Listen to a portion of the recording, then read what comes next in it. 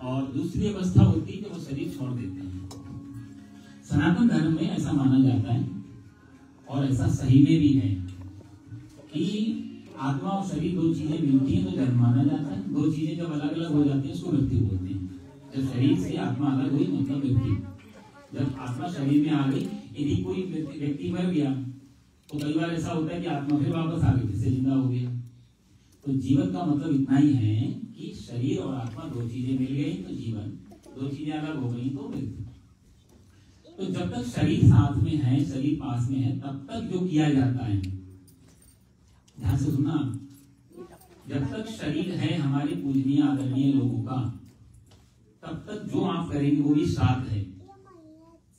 लेकिन श्राद्ध को बोलते हैं श्रद्धा।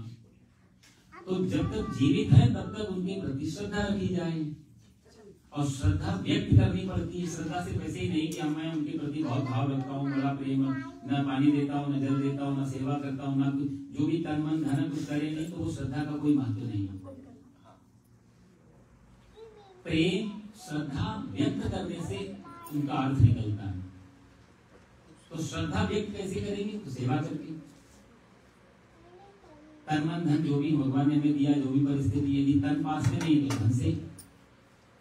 तो जो उसी श्रद्धा को व्यक्त रूप में करने के लिए सेवा शब्द बना। तो जीवित माता पिता, जीवित पूर्वजों के प्रति श्रद्धा से सेवा जो भी की जाए वो भी श्राद्ध का रूप है। और जब वो अपना शरीर छोड़ गए तो वही श्रद्धा क्या बन जाती है? श्राद्ध। आप समझ गए? क्लियर हुआ चीज? श्रद्धा ही बाद में श्राद्ध बन जाती है। अब कोई आदमी कहे हमारे यहाँ श्राद्ध नहीं होता तो इसका मतलब तुम्हारे यहाँ सेवा नहीं होती माता पिता की। ये कोई ऐसा तंत्र मंत्र का कार्य नहीं कि आपने कर लिया और कोई दुखी हो गया और हमारे परंपरा, कितनी परंपराएं हम लोगों ने छोड़ दी। मेरे पास प्रश्न आते हैं, आप लोगों के लिए नहीं कह रहा हूँ, तो बड़े सज्जन समझदार लोग हैं, ऐसे प्रश्न आते हैं कि हमारे यहाँ परंपरा में नहीं होता। मैंने कहा आपके यहाँ कभी झाड़ी बैठे परदादा जी? आप क्यों बैठे? आपके पिताजी दादाजी कभी पिज्जा खाया, क्लब कसीनो गए, दुनिया भर के काम जो दादा परदादा पिताजी नहीं किए, परिस्थिति नहीं थी। अच्छे काम के लिए कभी क्वेश्चन नहीं करने चाहिए। आप नहीं करते हो मत करो, दूसरे की श्रद्धा मत करो। हमारे यहाँ नहीं होता तो दूसरा आदमी पूछेगा आपने तो हमारे यहाँ होता था, तो बेचारे को उत्तर नहीं मिला तो कंफ्यूज हो जाएंगे। कोई भी शुभ काम कभी भी करने से कभी दोष नहीं लगता, सीधा सीधा नियम है। और कम से कम आप स्वयं नहीं कर पा रहे हैं और ये अच्छे कामों के लिए मन तैयार नहीं होता जल्दी से, इसलिए बाधाएं आती हैं कि इन्होंने नहीं करते, हमारे यहाँ नहीं करते। ये काम, सारे काम हम स्वयं करते हैं मन मर्जी से। एक भगवान का काम, कोई शुभ काम के लिए परंपरा देखी जाती है, समय देखा जाता है, मुहूर्त देखा, पता नहीं कितनी बाधाएं। ये सब कौन तैयार कर रहा है? ये अंदर बैठे हुए विकार, ये चाहते नहीं कि हमारा शरीर शुभ कार्य करे। नहीं तो कोई दुनिया के दूसरे झूठ बोलते समय कोई आदमी मुहूर्त चेक करने जाता है कि आज हम झूठ बोलना है, ठीक फंसेंगे तो नहीं। लेकिन सत्यनारायण की कथा करानी हो तो मुहूर्त बताओ। ये भेदभाव पक्षपात अच्छे कामों के साथ नहीं होना चाहिए, पहली चीज। दूसरी चीज ये है कि श्राद्ध जो है वो हर मानव मात्र के लिए कल्याणकारी है, वो उनके लिए नहीं है। आपकी वजह से कोई वो पितृकार्यों को कोई फर्क नहीं पड़ेगा। आप जब उनके लिए तिल जल अर्पण करते हैं तो वो प्रसन्न होकर के आपको आशीर्वाद देते हैं। दूसरी चीज आप बताओ, आज तो पूरी वर्ल्ड में फेमस हो गया, थैंक्सगिविंग मनाते ही है ना, उसका क्या मतलब है? उसमें कोई क्वेश्चन क्यों नहीं करता? हमारे दादाजी परदादी थैंक्सगिविंग नहीं करते थे, हम क्यों करें? कोई करता है? सभी मना लेते हैं। आजकल हिंदुस्तानी सबसे ज्यादा आगे रहते हैं कॉपी करने में।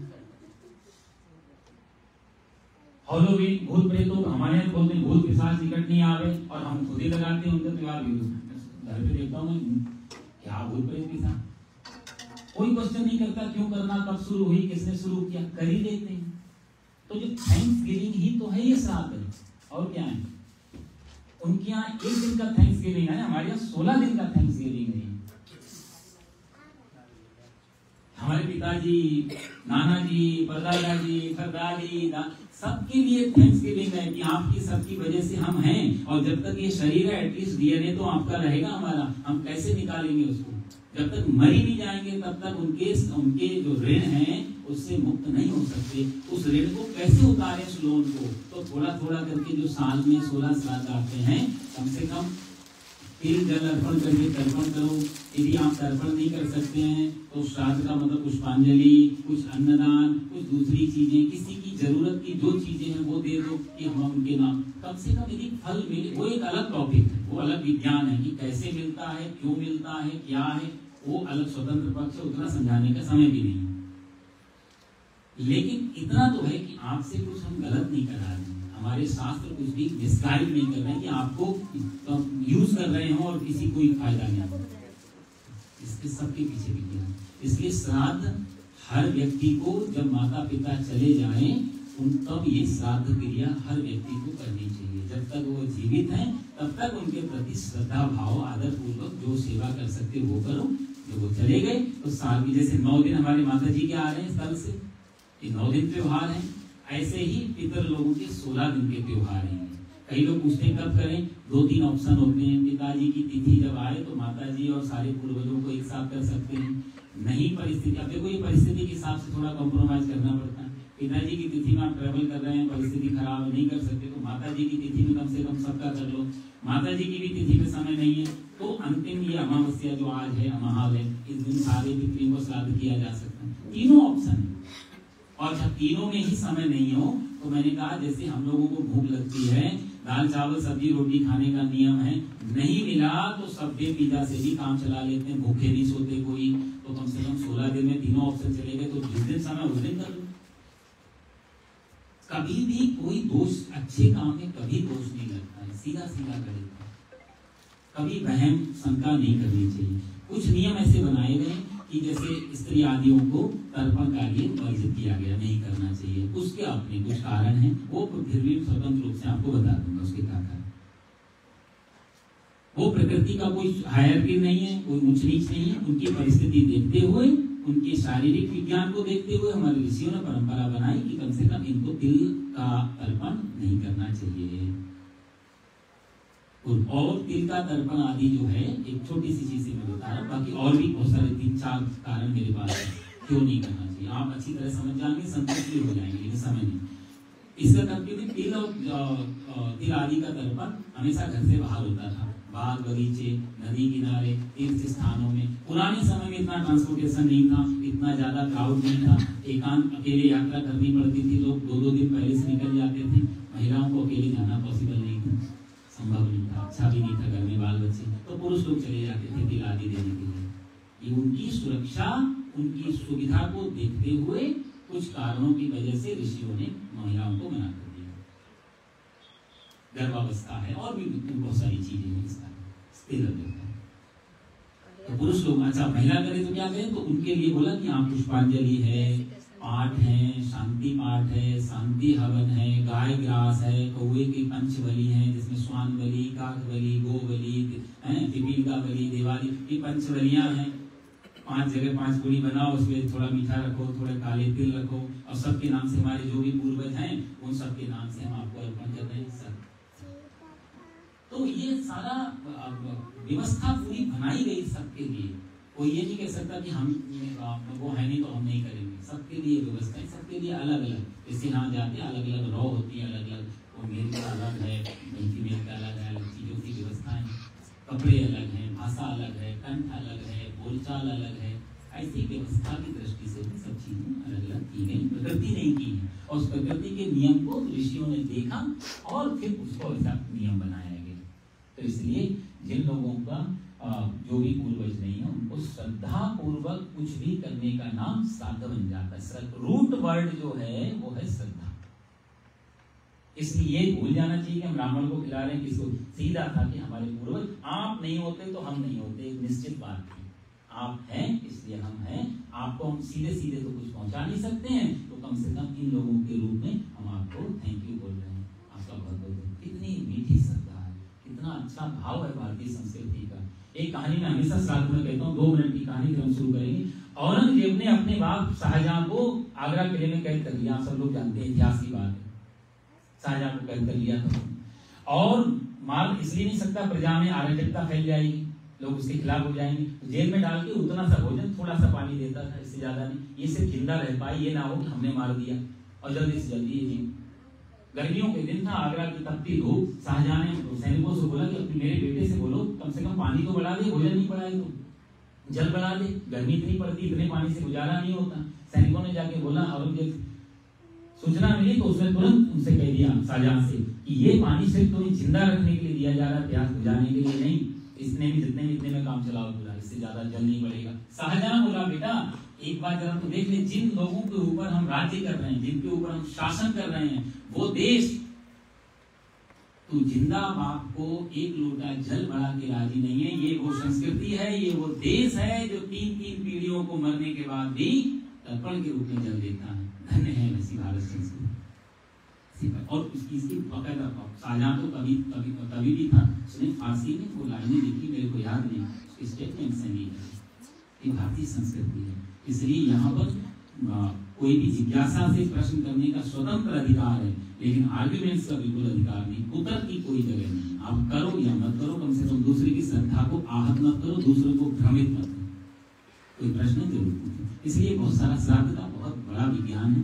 कभी हम लोग गीता जी पे जब प्रवचन सत्संग करते हैं उस समय कई चीजें ऐसी आती है, आत्मा का स्वरूप क्या है, कैसे जाती है, कहाँ जाती है, क्या उसका होता है, और कई शरीर ऐसी कई लेयर है। ये तो जो मटेरियल जो 5 चीजों से मिलकर बना है, सबसे बाहर की लेयर है आत्मा। जब इस शरीर को होती है, अंदर के लिए सूक्ष्म शरीर है, कारण शरीर है, विद्या शरीर है, ज्ञान, बहुत सारे दूसरे शरीर मिलते रहते हैं कर्म के हिसाब से। तो आत्मा तो उन्हें मोक्ष का मतलब होता है सारे शरीरों को जैसे आत्मा छोड़ देती है, सूक्ष्म शरीर भी चला गया, कारण शरीर भी चला गया, दूसरे शरीर, तब उसको बोलते हैं मोक्ष। जब आत्मा परमात्मा में जाके लय हो जाती है, उसको बोलते हैं मुक्ति या मोक्ष। तब तक ये तर्पण श्राद्ध कार्य आदि उसको मिलते रहते हैं शरीर में। यदि हमारे कोई पूर्वज किसी शेर के रूप में है तो मांस से तर्पण नहीं होगा, तर्पण तिल और जौ से होगा, तिल और जल से होगा, लेकिन वो भोजन कन्वर्ट होकर उनको मांस के रूप में वहां मिल जाएगा। यदि पक्षियों के रूप में है तो उनको दाने के रूप में मिल जाएगा। कोई गाय बैल इसके रूप में बन गए हैं तो उनको घास और तृण के रूप में उनको मिल जाएगा। उस दिन उनको जरूर आपके दिया हुआ भोजन, ये तिल जल उनको किसी न किसी रूप में जरूर, क्योंकि इसमें पितरों के नाम आएंगे, अर्यमा है, वरिष्ठदा है, यम है, धर्मराज, ये सब जो बीच में लोग हैं, पितामह भीष्मा, शांतनु वीरा, सत्यवादी, जितेंद्र, पितामह भीष्म को बीच में दिया जाएगा। क्यों? क्योंकि आप लोग हमारे और बीच में हैं। यदि हम उन तक जल सीधे नहीं पहुंचा पा रहे हैं तो आप अध्यक्ष हैं, आप अर्यमा जो हैं वो पितरों के गाइड हैं, तो जो जल हम देते हैं अर्यमा को, हमसे प्रार्थना करते हैं आप हमारे पितरों तक पहुंचा। बहुत बड़ा विज्ञान है साहब, साइंस अभी तक कहीं नहीं पहुंचा।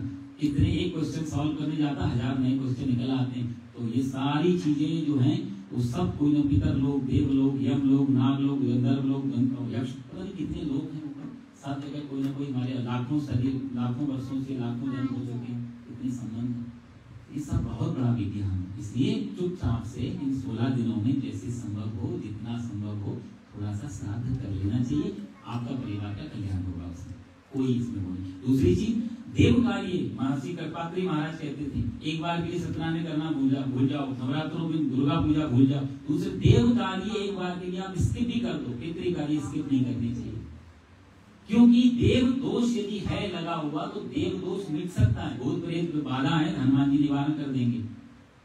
कोई और कुंडली का दोष है, कोई काल सर्प दोष है, कोई तो भगवान शंकर जी दूर कर देंगे। लेकिन पितृ दोष यदि लगा हुआ है साहब, तो कोई भी देवता की सामर्थ्य नहीं पितृ दोष को शांत करे। पितृ दोष को पितृ उपाय ही काट सकता है, इसलिए पितृ कार्य, क्योंकि भगवान भी कहते हैं तुम अपने को सगे नहीं हुए, हमारी क्या होगी, इसलिए पितृ कार्य। ऐसे बहुत सारा बड़ा विज्ञान, समय नहीं ज्यादा, हमें आगे बढ़ना, दूसरा और भी सारे लोग आएंगे। तो इस तरीके से श्राद्ध होता, श्रद्धा से, श्रद्धापूर्वक आप लोग देंगे। और मैं जौ, तिल, चावल, 3 चीजें हैं। देवताओं के लिए चावल जाएंगे, हमारे जो ऋषि परंपरा है उनके लिए जौ जाएंगे जल में मिलके, और जो पितृ पूर्वज आदि हैं उनके लिए काले तिल जाएंगे। तो तिल, जौ, चावल इनके साथ होगा। सबसे पहले देवताओं के लिए हम लोग देंगे। जब मैं कुछ भी इशारा करूंगा, बोलूंगा कृत्य काम, तो आप थोड़ा सा जल और चावल इस तरह करके आपके अग्रभाग से, उंगलियों की तरफ, यहाँ से थोड़ा छोड़ेंगे, जब ऋषियों का नाम आएगा और जौ डाले जाएंगे तब इस तरह से होना जाएगा। इसको बोलते हैं पितृ तीर्थ। ये ऊपर से जब यहाँ देव तीर्थ, तो जब यहाँ से जल गिरता है तो देवताओं को जाता है, यहाँ से जब गिरता है तो ऋषियों को जाता है, और जब यहाँ से गिरेगा इस अंगूठा और पहली उंगली के बीच से, तो ये है पितृ तीर्थ। यहाँ से जब दिया जाता है तो पितृ। तो 3 स्टेप रहेंगे, शुरू में देवता लोगों के लिए सामने से, साइड से ऋषि लोगों के लिए, और इधर से चावल, सामने से जौ। ठीक है जी। तो जो लोग कोई ऐसी कोई महिलाएं वगैरह भी हैं, यदि पुरुष आदि नहीं है तो वो लोग थोड़ा सा फूल या चावल जो भी मैं कहूँ बिना जल के थोड़ा थोड़ा नमः बोलते हुए। ठीक है, किसी का कोई विशेष प्रश्न हो तो पूछे, नहीं तो फिर उसमें लगाए रखना है। वो जल और फिर जा रहा है उषा जो आपको दी गई वो हर चीज से साथ में रहेगी। इनको थाली किसको कुछ पूजा में हमेशा बोलते हैं संस्कृत में।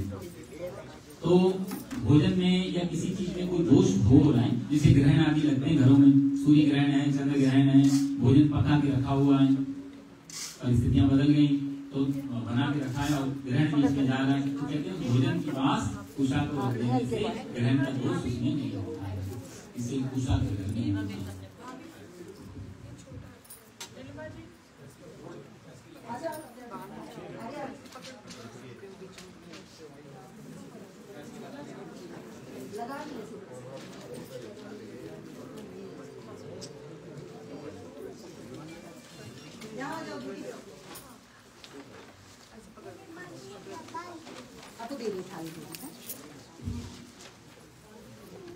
और किसी को कुशा पकड़ के यहाँ आ जाओ भाभी, आपने बैसा से तुम्हारे ले आए, मैं दे रही हूँ ना।